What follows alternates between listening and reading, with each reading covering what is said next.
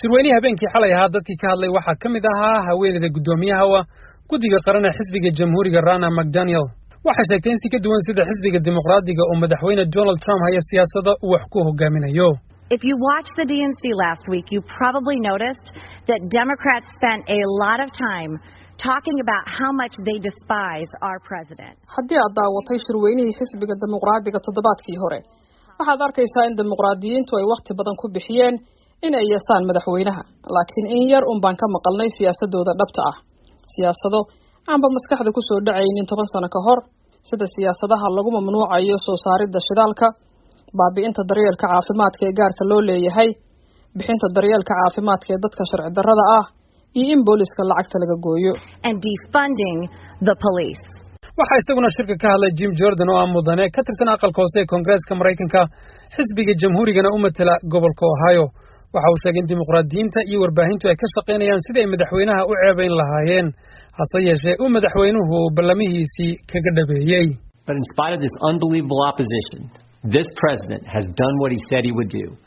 Taxes cut, regulations reduced, economy growing. Marka laga yimaado mucaaradka aan la rumaysan karin, madaxweynahani waxa uu sameeyay wixii uu yiri waan samaynayaa. cashuurtii wuu jaray, sharciyadii uu xanibiyay wuu yareeyay, dhaqaalihii wuu kobciyay, heerkii ugu hooseeyay muddo 50 sano dadka shaqalaantaana wuu abuuray. heshiiskii Iran wuu ka baxay, safaaradii Jerusalem iyo dadkii la haystay ee Kuuriyada Waqooyi laga soo daayay, darbigiina uu dhisayaa, dhaqaaluhuna hadda aan hadlayno ayuu korayaa ayuu yiri. dadka kale iyaguna shirka ka hadlay waxaa ka mid ahaa Matt Gaetz oo ah mudane ka tirsan aqalka hoose ee Koongareeska Mareykanka lagana soo doorto gobolka Florida.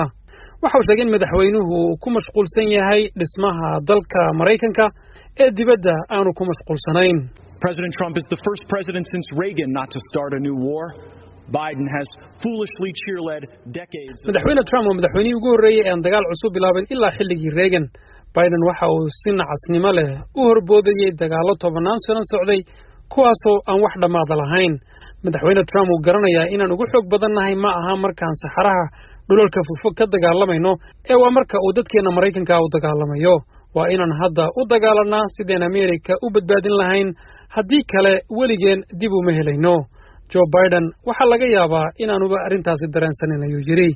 talaadada caawa oo noqonaysa habeenkii labaad ee shirweynaha dadka ka hadli doona waxaa ku jira marwada madaxweynaha Mareykanka Melania Trump iyo xubno kale oo qoyska reer Trump